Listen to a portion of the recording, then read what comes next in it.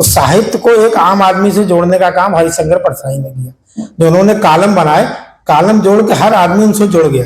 वो उनसे व्यक्तिगत बातें करता था। कहीं किसी की मकान रजिस्ट्री नहीं हो रही है, कोई पैसे मांग रहा है, किसी की शादी नहीं हो रही है, कोई हर तरीके की बातें उसमें आती थी। तो एक तरीके से आम आदमी और साहित्य के बीच में हरिशंकर परसाई ने पुल का काम किया। और दूसरा हमारे यहाँ क्या था कि मुफ्त का माल खाने की, ये भी एक व्यंग ही है। बहुत बड़ी परंपरा है, या कहीं भंडारा हो तो आपको ज्यादा मेहनत, जैसे आज सुबह से लोग फोन लगा रहे हैं पर कुर्सियां खाली, बुलाने के बाद भी लोग नहीं आए। यदि इसी जगह यदि भंडारा होता तो आपको ज्यादा मेहनत नहीं, केवल एक पंपलेट लगाने की जरूरत थी, पूरा हॉल भरा होता। क्योंकि हमारी ये परंपरा है। लोग नमस्ते साथियों, मिशन शिखर चैनल में आप लोगों का स्वागत है। मैं आज आया हूँ भोपाल के शिवाजी नगर में, जहाँ पे दुष्यंत कुमार स्मारक पांडुलिपि संग्रहालय है। यहाँ पे आज कालजयी प्रसिद्ध व्यंग्यकार हरिशंकर परसाई जी के जन्म शताब्दी समारोह चल रहा है। साथियों, ये आप जो ये देख रहे हैं, ये दुष्यंत कुमार जी का है। इन्हीं के नाम पर ये दुष्यंत कुमार स्मारक पांडुलिपि संग्रहालय है। देखिए, हम लोग अब अंदर जा रहे हैं। ये दुष्यंत कुमार का बहुत ही कालजयी कविता है कि कौन कहता है आसमान में सुराख नहीं हो सकता, एक पत्थर तो उछालो यारो। ये देखिए, ये हम लोग आप अंदर, ये है यहाँ पे वो कार्यक्रम चल रहा है। तो देखिए, हरिशंकर परसाई जी के विभिन्न उपन्यास, विभिन्न ये यहाँ पे प्रदर्शनी लगी हुई है। देखिए, उमेश कुमार गुप्ता जी जो रिटायर्ड जज साहब है, उनके द्वारा संकलन की हुई ये किताबें हैं।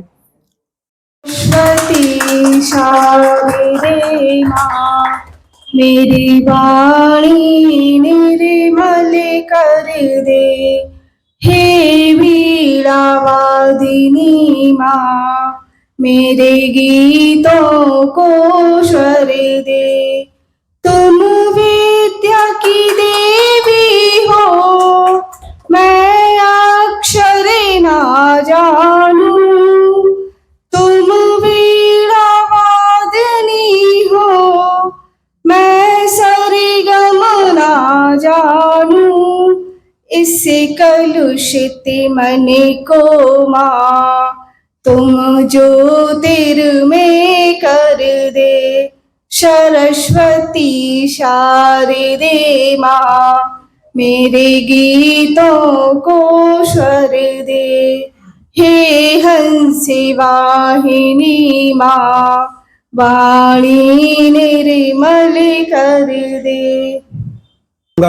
कि 22 अगस्त 1924 को मध्य प्रदेश के होशंगाबाद के जमानी गांव में जन्मे परसाई जी का आरंभिक जीवन काफी संघर्षमय रहा, ऐसा उल्लेख हुआ पाया जाता है। इन्होंने कई सारे शैक्षणिक डिग्रियां धारित थे, और इनके बारे में थोड़ा सा और ये भी अंश मुझे देखने को मिला कि उन्होंने राष्ट्रसंत तुकडोजी महाराज यूनिवर्सिटी नागपुर से भी अध्ययन किया। चूंकि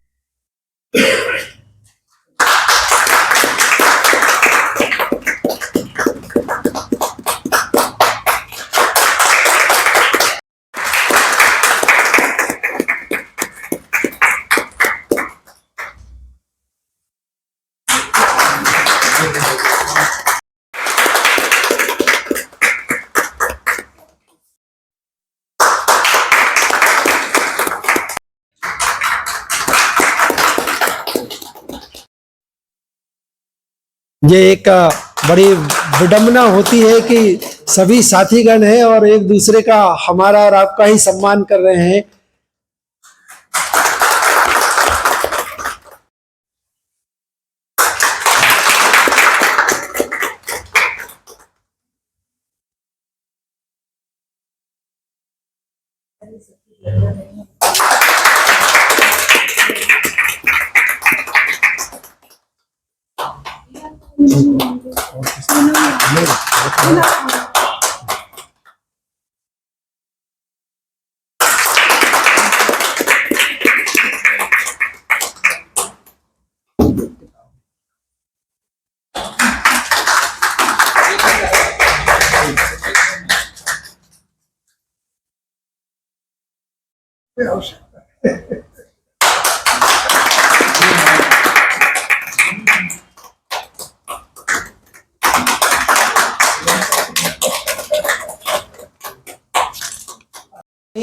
एक किसी स्टोव पत्थरों के ऊपर में, बड़े बड़े पाषाणों के ऊपर में लिखाए जाते थे, किसी कास्केट के ऊपर में, यानी कोई डिब्बी के ऊपर में कि उसको हर समय का चिरकाल के लिए बनाया जाना है, किसी गिफ्ट परंपरा के ऊपर में उसके ऊपर लिखा जाना, या स्तंभ लेख के रूप में लिखा जाना, या गुहा लेख के रूप में लिखा जाना, ये हमें बहुत प्राचीन समय से परंपरा मिली है। और आज का जो स्वरूप है लिखने की परंपरा में, एक उदाहरण हम लोगों के सामने कला समय पत्रिका का एक आ रहा है, उसमें कई सारी चीजें, पता नहीं कितने आयामों के कितने सारे, यानी इवन इसका अनुसरण करने में अगर मुझे कहीं कुछ मिला तो अगर मैं बहुत पहले, कुछ समय पहले ही जीपी बिरला म्यूजियम के लिए काम करता था, और अगर एक साल में 46 कार्यक्रम करने में आए तो उसमें बहुत सारा भाग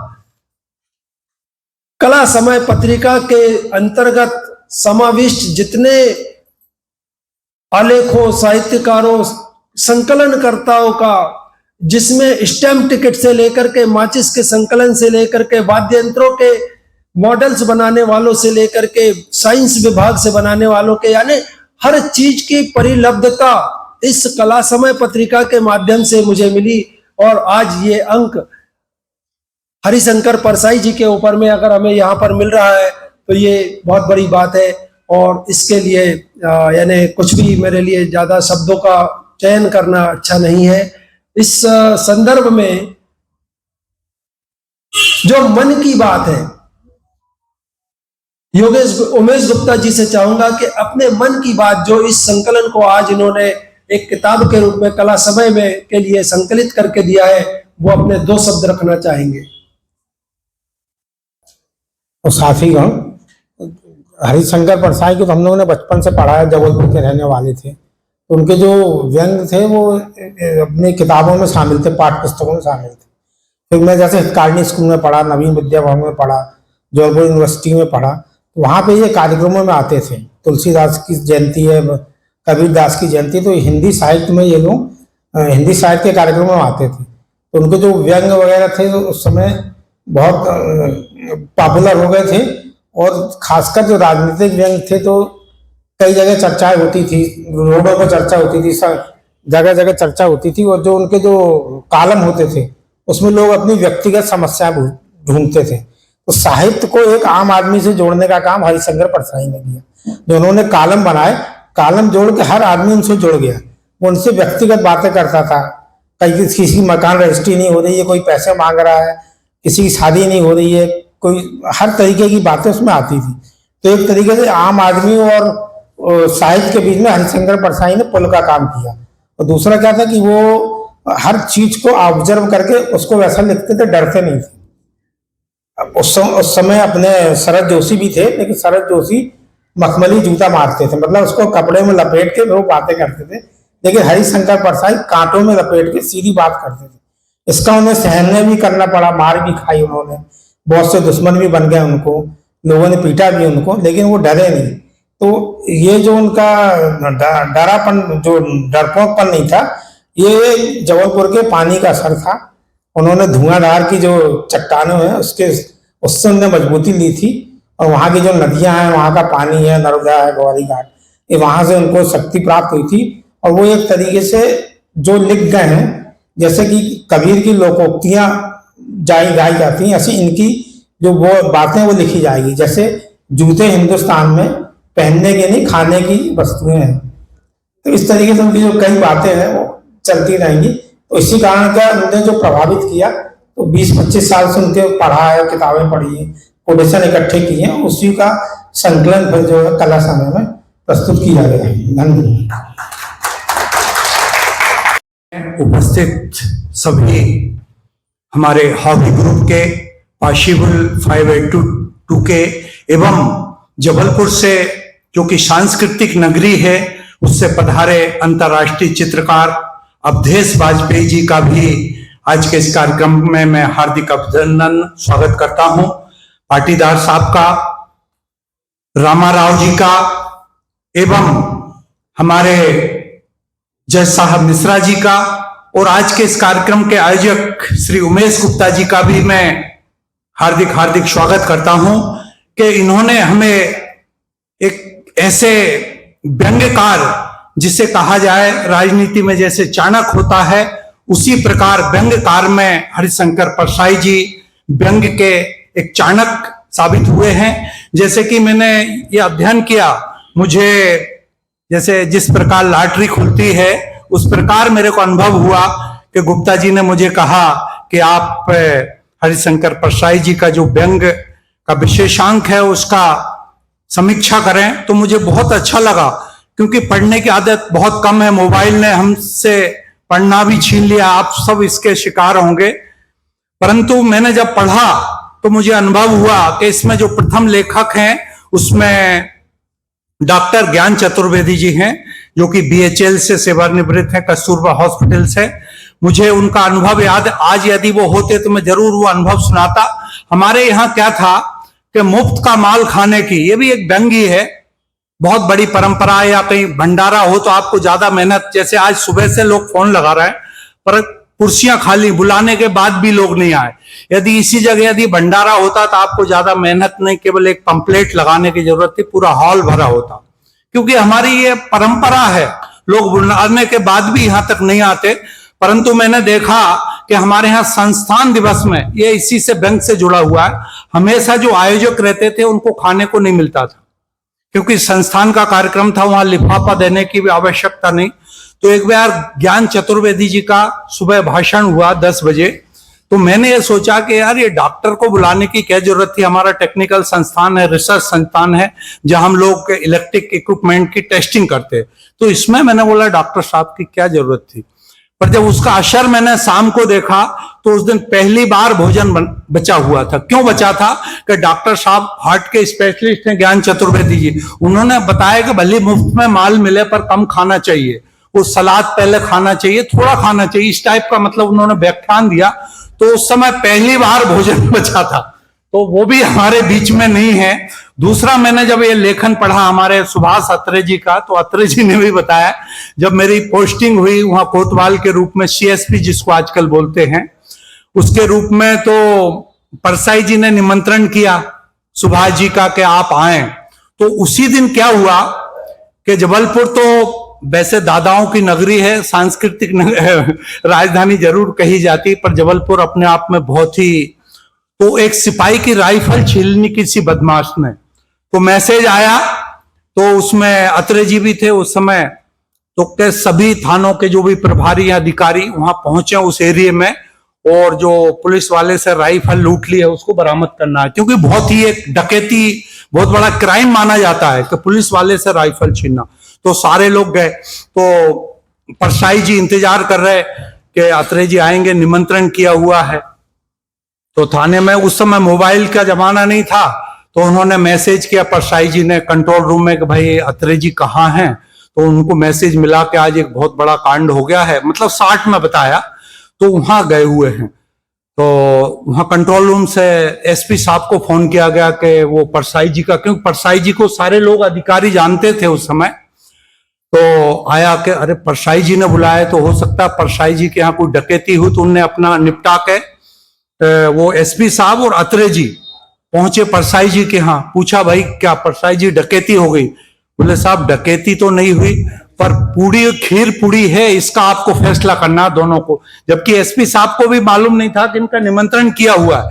तो परसाई जी हास्य व्यंग्यकार थे और व्यंग में कहा कि जो पूरी और खीर है इसका फैसला आप दोनों को करना है। तो वो दोनों लोग काफी हंसे और दोनों ने फिर अपने पूरी खीर खाई। इसका मतलब परसाई जी, जो आप पढ़ेंगे, आपके पास किताब है, मैं ज्यादा समय भी नहीं लूंगा, हमारे बीच में वाजपेयी जी भी हैं, बहुत अच्छा, जो कि भंवरलाल श्रीवास्तव जी का 28 वर्ष का जो उन्होंने कुंभ से जो रत्न निकाले हैं वो सारे रत्नों की इसमें ये अंक में व्याख्या की गई है। जरूर आप पढ़ेंगे, मेरा निवेदन है, उससे आप जरूर समझ जाएंगे। मुझे ये अंक बहुत ही संग्रहणीय लगा। आप जरूर इसके एक एक वाक्य को पढ़ेंगे। हमारे एक जैन साहब है, महेंद्र जैन, जो कनाडा में हैं, उनको परसाई जी की आत्मा से साक्षात्कार हुआ। अब आप पढ़ेंगे तो आपको बहुत अच्छा लगेगा कि व्यंग के जो चाणक्य कहना चाहिए, मेरी शब्दों में मैं कहूं तो बहुत ही अच्छा है।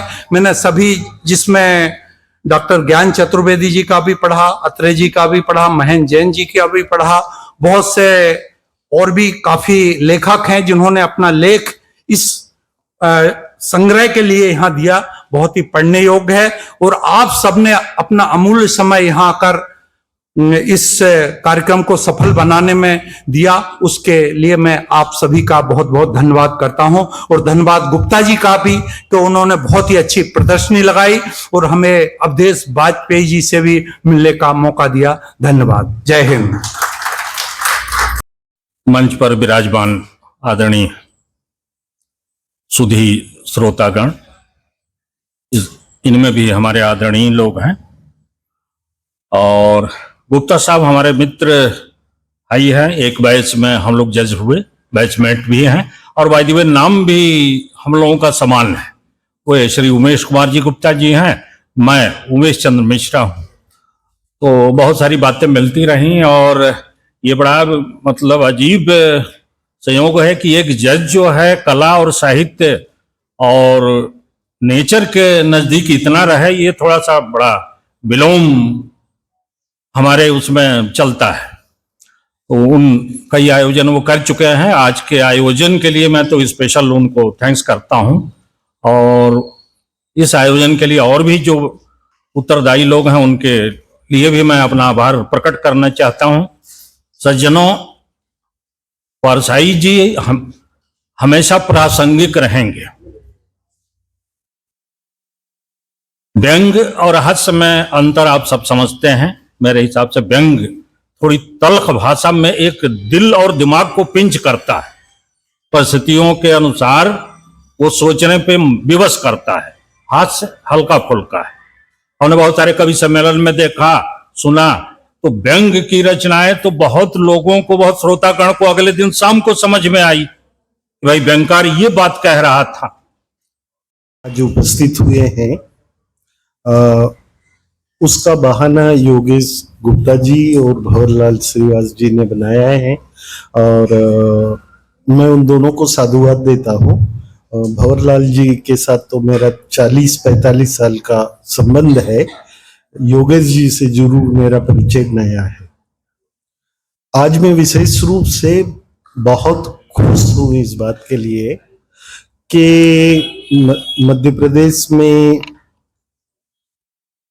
परसाई जी का जो काम है देश और दुनिया के लेवल पे, वो किसी से छिपा नहीं है और हम सब लोग जानते हैं कि परसाई जी के काम का हमारे समाज में कितना महत्व है।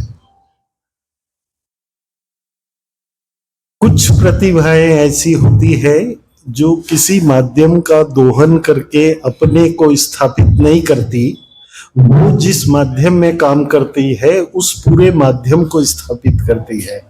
और परसाई जी वो पहले आदमी हैं जिन्होंने साहित्य में, समाज में, संस्कृति में, अकादमी में व्यंग को स्थापित किया। आज की अध्यक्षता कर रहे हमारे बीच में जबलपुर से पधारे श्री अवधेश वाजपेयी जी, आपका परसाई जी पर एक बहुरंगी कैलेंडर उनकी पेंटिंग का बना है जो राजकमल प्रकाशन ने जारी किया है, वो भी यहाँ अवलोकनार्थ आपके पास है। और दूसरे जो हमारे आदरणीय प्रधान न्यायाधीश द्वे गुप्ता जी साहब, मिश्रा जी साहब हैं, उनका भी मैं आभार व्यक्त करता हूँ। देवीलाल पाटीदार जी, आप भी भारत भवन से जुड़े रहे हैं और अंतर्राष्ट्रीय ख्याति प्राप्त कलाकार हैं, सिरेमिक आर्टिस्ट हैं, मैं उनका भी सुमंच से स्वागत करता हूं। राम गोपाल ठाकुर जी और जो है ठाकुर साहब पॉसिबल ग्रुप और हार्डी ग्रुप से जुड़े हुए हैं, हमारे सम्मानित सदस्य हैं और साहित्य प्रेमी, कला प्रेमी और संस्कृत प्रेमी प्रबुद्ध वर्ग मेरे विषय में शिवाज जी ने कुछ अतिशयोक्ति कर दी, ऐसा मुझे लग रहा है। उम्र कोई मायने नहीं रखती है। व्यक्ति की साधना, अल्प आयु में लोग बहुत कुछ काम करके चले जाते हैं और लोग 100 वर्ष तक जीते हैं और कुछ नहीं करते हैं। तो उम्र कोई महत्व नहीं रखता है मेरे हिसाब से। में किसी को कोई बात कहेंगे थर थर हो जाता है आदमी। वो ऐसी धार है जो समझ भी सकता है, नहीं भी समझ सकता है और तार तार हो सकता है।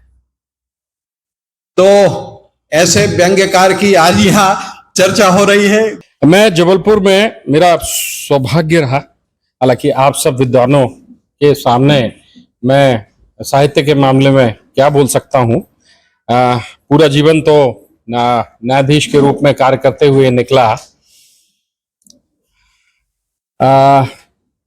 जब हम मॉडल हाई स्कूल जबलपुर में पढ़ते थे और जब ये पता चला था कि हरिशंकर परसाई जी वहाँ अध्यापन का कार्य शुरुआती समय में करते थे, तो एक जैसा एक बचपन का, या ये कहें कि पढ़ने लिखने वाला एक जो बच्चा होता है, उसके मन में बहुत सारे प्रश्न और उत्तर, और उनके साथ साथ ये आता था कि अच्छा ये साहित्य और सब चीजें परिचित थे। एक पढ़ने की लगन लगी तो जबलपुर के सबसे पहले शुरुआत उन्हीं से की थी कि जबलपुर के जो महान लोग थे, चाहे महेश योगी जी हों, रजनीश जी हों, क्योंकि हम लोग जाके देखा करते थे कि उनका, और फिर हरिशंकर परसाई जी, रामेश्वर शुक्ल अंचल जी, शायद आपने उनका कविता संकुल सुना था। उनके बेटे तो प्रोफेसर रहे पापा जी के साथ। मेरे पिताजी जबलपुर यूनिवर्सिटी के डीन रहे यूनिवर्सिटी में, हालांकि उनका सब्जेक्ट बॉटनी था, लेकिन उनके वो परम मित्र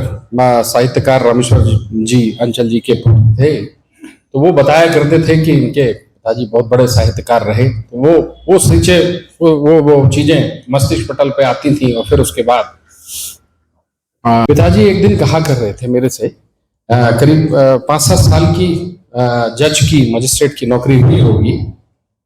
तो पापा जी एक दिन मेरे से हंसी मजाक में बोले तेरे न्यायालय का कार्य तो ऐसा रहता है, बोले बकरी का केस लड़ना हो तो बोले गाय बेच के लड़ना पड़ता है। तो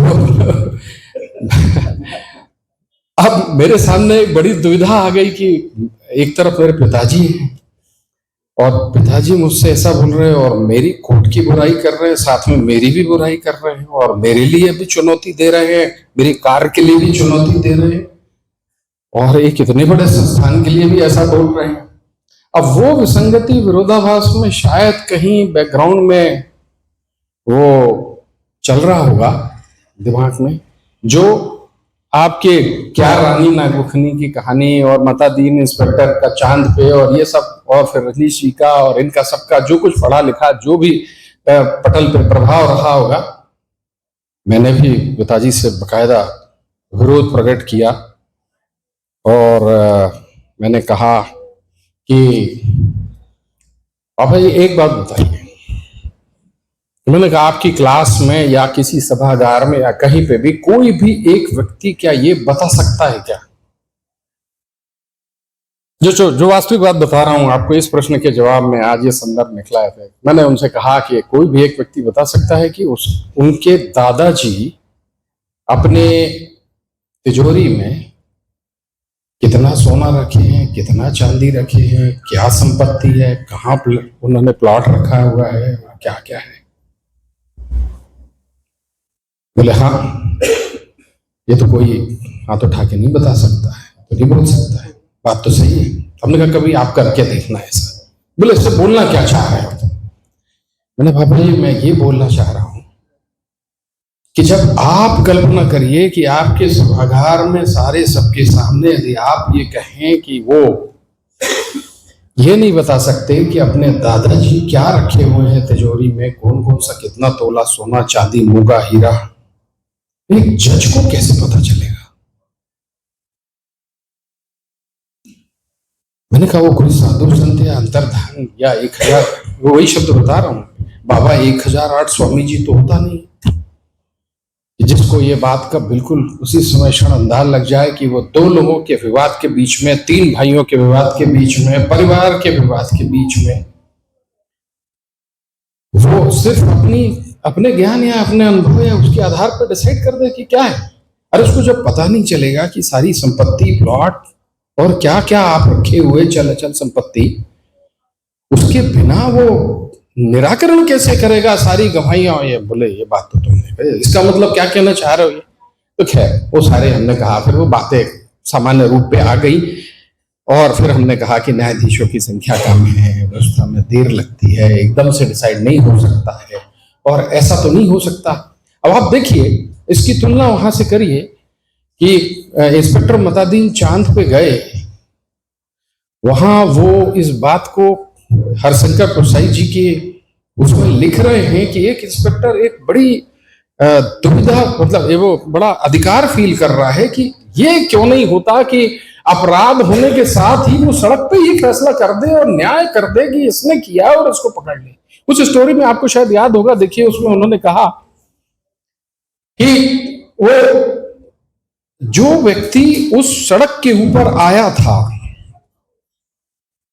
तो जिस व्यक्ति की हत्या हुई थी और वो हत्या करने वाला भाग गया था और वहां पे जिस व्यक्ति ने उस घायल व्यक्ति को उठाया, उसी स्टोरी में है शायद मेरे ख्याल से, उसने उठाया और वो रक्त रंजित व्यक्ति को उठाने वाले व्यक्ति को इंस्पेक्टर मतादीन ये मानने तैयार नहीं थे कि इसको हम केस में शामिल ना करें। क्यों? क्योंकि सब लोगों ने कहा भाई मैंने देखा कि वो तो सिर्फ दौड़ के उठाने गया कि ये घायल हो गया है, इसको हमको लेके जाना है। और उस स्टोरी में क्या है, माताजी जी ने कहा भाई देख, तो पहले सबसे पहले साक्ष्य तो वही मिल रही है कि जो मौके पे वहां पे जो पड़ा हुआ है, वहां चाकू पड़ा, खून है, सब चीजें हैं, पहले ये तो इकट्ठी करो, उसको तो पकड़ो, उसको तो लाओ। अब मैं कहना क्या चाह रहा हूं, देखिए